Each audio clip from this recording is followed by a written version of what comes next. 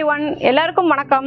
இன்னைக்கு நீங்கள் பாப்பிஸ் ஹோமில் என்ன பார்க்க போகிறீங்க அப்படின்னு பார்த்தீங்கன்னா, மாடி தோட்டம் எப்படி அமைக்கிறது, அதுக்கு மண் கலவை எப்படி தயார் செய்கிறது, அதுக்கு விதைகள் எப்படி விதைக்கிறது அப்படின்னு தான் பார்க்க போகிறோம். இன்றைக்கி சந்தைக்கு வர்ற காய்கறிகளாக இருக்கட்டும், தானியங்களாக இருக்கட்டும், பழங்களாக இருக்கட்டும், எல்லாமே இன்றைக்கி பூச்சி மருந்துகளும் ரசாயனங்களும் பயன்படுத்தப்பட்டு தான் சந்தைக்கு வருது. இதை நம்ம உட்கொள்கிறப்ப சின்ன குழந்தைங்கள்லேருந்து வயசானவங்க வரைக்கும் பலவிதமான நோய்களுக்கு ஆளாகிறாங்க. இப்போது இந்த சூழலில் நாம் இயற்கை முறையில் மாடித்தோட்டம் அமைக்கிறதுனால பல விதமான நன்மைகள் இருக்குது. எங்கள் வீட்டு மாடியில் ஒரு 7 வருஷமாக நான் மாடித்தோட்டம் அமைச்சு பராமரிச்சுக்கிட்டு இருக்கிறேன். அந்த அனுபவத்தை தான் உங்கள்கிட்ட இன்றைக்கி நான் பகிர்ந்துக்கலான்னு இருக்கிறேன். இப்போ மாடித்தோட்டம் அமைக்கிறதுனால என்ன நன்மைகள் அப்படின்னு பார்க்கலாம். இப்போ மொட்டை மாடியை தான் நம்ம யூட்டிலைஸ் பண்ணி நம்ம செய்ய போகிறோம். இப்போ மொட்டை மாடியில் நம்ம செய்கிறப்போ நமக்கு ஒரு நல்ல எக்ஸசைஸாக அது இருக்குது. முக்கியமாக ஃப்ரெஷ்ஷாக நமக்கு அதுலேருந்து வெஜிடபிள்ஸ் கிடைக்குது. நம்ம டெய்லி அதில் வேலை பார்ப்போம். போய் அப்படி பண்ணுறப்போ நமக்கு ஒரு ரொம்ப ஆரோக்கியமான மனநிலை இருக்கும். மனசு ரொம்ப ஸ்ட்ரெஸ்ஸாக இருக்கிறப்போ நம்ம அந்த வேலைகள் செய்கிறப்போ ரொம்ப மனசு லேசாகும், ஒரு ரிலீஃப் கிடைக்கும் நமக்கு. அங்கே இருக்கிற அந்த பூக்கள் பூக்கிறது, காய்கள் காய்க்கிறது, இதெல்லாம் பார்க்குறப்ப ரொம்ப சந்தோஷமாக இருக்கும். அதை பறிச்சுட்டு நம்ம சாப்பிட்றப்போ இன்னும் ரொம்ப மகிழ்ச்சியாக இருக்கும். எல்லாத்த விட ரொம்ப முக்கியம் ஒரு ஆரோக்கியமான உணவு, பூச்சி மருந்து இல்லாத, ரசாயன கலப்படம் இல்லாத, ஒரு இயற்கை முறையில் விளைவிக்கப்பட்ட ஒரு காய்கறி நமக்கு கிடைக்கும். ஸோ அதை மையமாக வச்சு தான் நான் உங்களுக்கு இன்றைக்கி மாடித்தோட்டம் எப்படி அமைக்கிறது அப்படின்னு உங்கள்கிட்ட சொல்லலான்னு இருக்கேன். வாங்க எப்படி செய்கிறதுன்னு பார்க்கலாம். மாடி தோட்டத்துக்கு மண் கலவை தயார் செய்கிறது எப்படின்னு இப்போ பார்க்கலாம். அதுக்கு தேவையான பொருட்கள் என்னென்ன வேணும் அப்படின்னு பார்க்கலாம். இதுக்கு நான் செம்மண் வச்சுருக்கிறேன். இப்போ உங்கள்கிட்ட செம்மண் கிடைக்கல அப்படின்னா நீங்கள் தோட்டத்தில் இருக்க மேல் மண்ணை எடுத்துக்கலாம். அடுத்து தென்னை நார் கழிவு இங்கே இருக்குது. இது பிளாக்கில் விற்கிது, அப்புறம் லூஸ்லையும் விற்கிது. இதில் தண்ணி ஊற்றுனோன்னா அது விரிஞ்சு கொடுக்கும், அது தூளாயிடும். அதுக்கப்புறம் நம்ம இதை பயன்படுத்தணும். அதுக்கப்புறம் பார்த்தீங்கன்னா மண்புழு உரம் வச்சுருக்கிறேன். இப்போ உங்களுக்கு மண்புழு உரம் கிடைக்கல அப்படின்னா நீங்கள் சாணம் இல்லைனா வேறு ஏதாவது கம்போஸ்ட் இருந்தால் நீங்கள் அதை பயன்படுத்தலாம். இல்லை ஆட்டு எரு இருந்தால் அதை நல்லா பொடி பண்ணி அதையும் நம்ம கலந்துக்கலாம். இது இல்லாமல் வேப்பம் புண்ணாக்கு வச்சுருக்குறோம். அதுக்கு இல்லாமல் உயிர் உரங்களான அசோஸ்பைரலமும் பாஸ்போபாக்டீரியாவும் இங்கே வச்சுருக்கிறேன். இப்போது இந்த பொருட்கள் இருந்தால் போதுமானது. இப்போ உயிர் உரங்கள் உங்களுக்கு கிடைக்கல, இல்லை வேப்பம் புண்ணாக்கு கிடைக்கலனாலும் பரவாயில்ல, நம்ம இதை வச்சும் நம்ம தயார் பண்ண முடியும். இப்போது இங்கே நம்ம க்ரோ பேக் எடுத்துருக்குறோம். இது பார்த்திங்கன்னா 12 இன்ச்சுக்கு 12 இன்ச்சு க்ரோ பேக். இதில் சின்ன சின்ன துவாரங்கள் கீழே இருக்குது. இது வழியாக நம்ம தண்ணி ஊற்றுறப்போ அதில் எக்ஸஸாக வாட்ரு வந்துச்சுன்னா அது கீழே போயிடும். அதனால் மாடிக்கு எந்த பாதிப்பும் இல்லை. தண்ணி தேங்கி நிற்கும், பாசம் பிடிச்சிரும், அதெல்லாம் நீங்கள் நினைக்க வேணாம். அப்போது நம்ம இதை க்ரோ பேக்கில் இது ஒரு பெனிஃபிட்டு.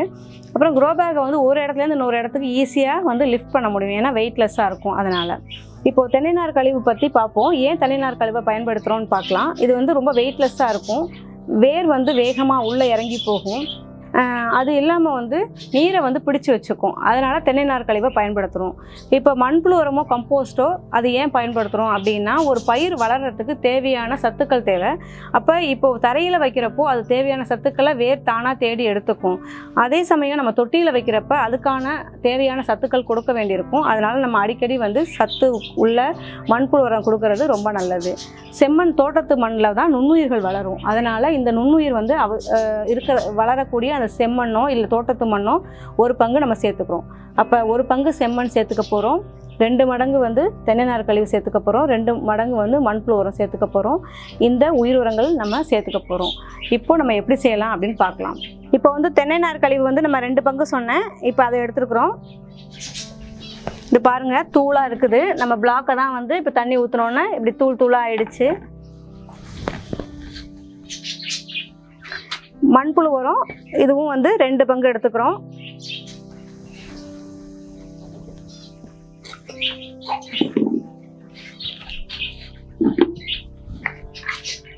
இப்போ செம்மண் 1 பங்கு போட்டுக்க போகிறோம். இதில் கல்லெல்லாம் இருந்தால் எடுத்துடணும் நம்ம.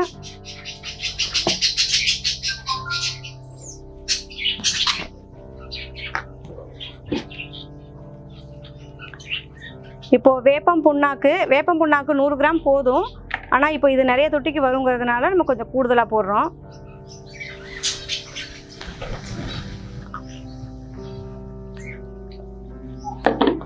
இப்போது அசோஸ்பைரலம் ஒரு 25 கிராம் போதும், 1 ஸ்பூன் அதனால் போடுறோம். அதில்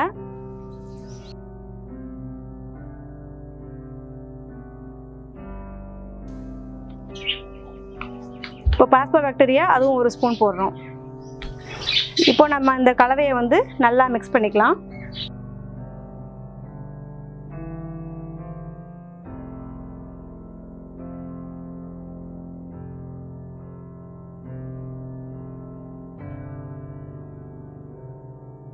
இப்போ நம்ம இதை வந்து க்ரோ பேக்கில் வந்து போட ஆரம்பிச்சிடலாம்.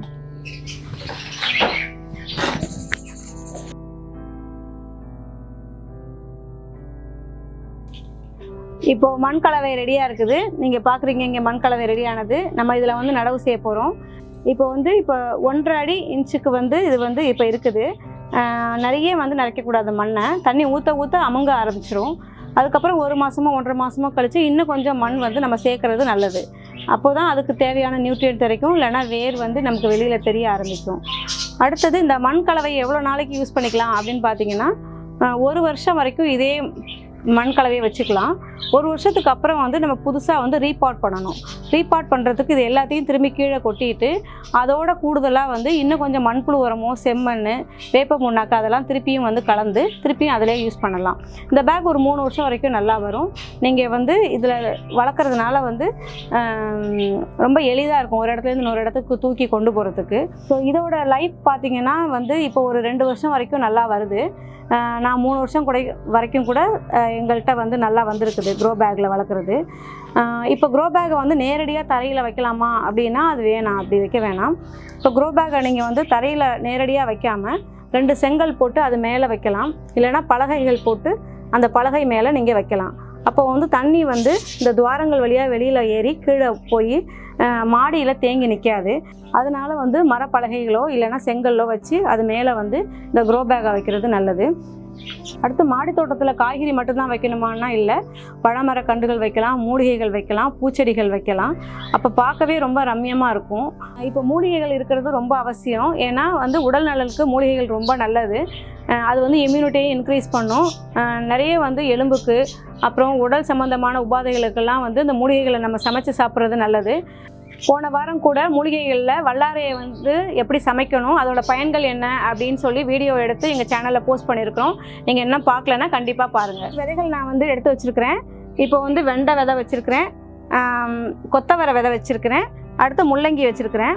இது இல்லாமல் வந்து தக்காளியை வந்து நாற்று எடுத்து வச்சுருக்குறோம். இந்த நாற்றையும் இப்போ நட போகிறோம். இப்போது நீங்கள் பிகினராக இருந்தீங்கன்னா முள்ளங்கிலேருந்து ஆரம்பிக்கலாம். ஏன்னா முள்ளங்கி வந்து ஒரு 45 நாள்லேருந்து 60 நாளில் வந்து நீங்கள் காய்கறி அறுவடை பண்ணலாம். அதனால் முள்ளங்கி வந்து நீங்கள் யோசிக்கலாம். ரொம்ப பெரிய வந்து மெயின்டெனன்ஸும் கிடையாது, ரொம்ப ஈஸியாக வரும். கொத்தவரையும் ஈஸியாக வந்து வரக்கூடியது. அதே மாதிரி வெண்டையும். அதனால தான் இந்த 3ஐயும் வந்து முதல்ல நம்ம எடுத்துருக்குறோம். இப்போ நம்ம எப்படி நடவு செய்யலாம் அப்படின்னு பார்க்கலாம். பாருங்கள், முள்ளங்கி எடுத்துருக்கிறேன். முள்ளங்கி வந்து 3 இல்லைனா 4 வந்து ஒரு தொட்டியில் நம்ம வந்து போடலாம். முள்ளங்கி வந்து ரொம்ப சீக்கிரமாக வந்து நம்ம ஹார்வெஸ்ட் பண்ணக்கூடியது. பாருங்கள், ரொம்ப பொடிசாக இருக்குது இது. இப்போ வந்து ஒரு 1 இன்ச்சுக்கு வந்து ஒரு 1/2 இன்ச்சு போதும், 1 இன்ச்சு கூட வேணாம். ஒரு 1/2 இன்ச்சில் வந்து இதை வந்து நம்ம நடவு செய்கிறோம். இந்த மாதிரி 4 ஓட்டைகள் போட்டு இதில் வந்து நம்ம இப்போ போட போகிறோம்.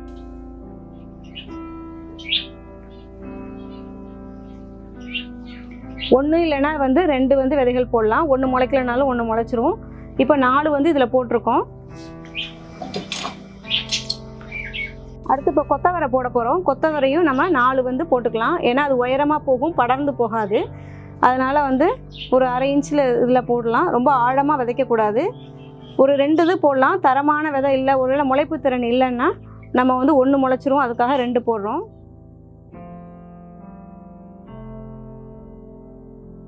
வெண்டை வந்து ஒரு தொட்டிக்கு நான் வந்து 2 போடுறேன்.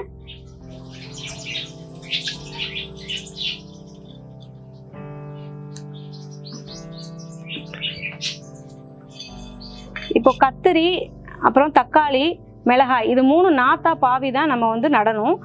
மற்றதெல்லாம் விதைகளாக நேரடியாக நம்ம விதைக்கலாம். இப்போது நான் வந்து நாற்று வந்து தக்காளி நாற்று வச்சுருக்கிறேன். இதை தான் நான் இப்போ நட போகிறேன்.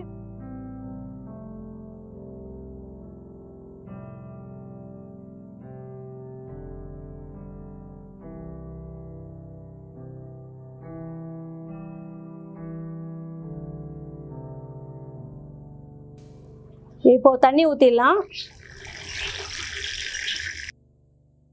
மாடி தோட்டத்தில் நம்ம தண்ணி ஊற்றுறப்போ காலையிலையும் மாலையிலையும் ஏதோ ஒரு நேரம் தண்ணி ஊற்றினா நல்லது. மத்தியானம் வெயிலெல்லாம் தண்ணி ஊற்றக்கூடாது. அதே மாதிரி தண்ணி ஊற்றுறப்ப நம்ம அதில் சின்ன சின்ன களைகள் இருக்கும், அதெல்லாம் அப்பப்போ நீக்கிடணும். அது இல்லாமல் வந்து மூடாக்கு போடுறது நல்லது. மூடாக்கு அப்படிங்கிறது வந்து காய்ந்த இலை சருகுகளை வந்து அந்த தொட்டியில் நம்ம போட்டு வச்சிட்டோன்னா அது வந்து வெயிலில் தண்ணி ஆவியாகாமல் இருக்கும்.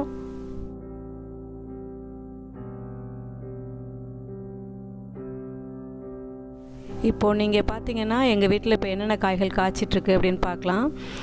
மிளகாய் வந்து இப்போது 6 மாதம் ஆச்சு, நல்லா காய்ப்பு கொடுத்துட்ருக்குது. நிறைய மிளகாய்கள் வகைகள் இருக்குது. இது வந்து கத்திரி, இது 3 மாதம்தான் ஆகுது. இது வெண்டை. இப்போது உங்களுக்கு இந்த வீடியோ பிடிச்சிருக்குன்னு நினைக்கிறோம். உங்களுக்கு இந்த வீடியோ பிடிச்சிருந்துச்சுன்னா லைக் பண்ணுங்கள், ஷேர் பண்ணுங்கள், சப்ஸ்கிரைப் பண்ணுங்கள். எல்லோரும் வந்து மாடி தோட்டத்தில் இயற்கை முறையில் பயிரிட்டு பயன்பெறணும். வாழ்த்துக்கள்.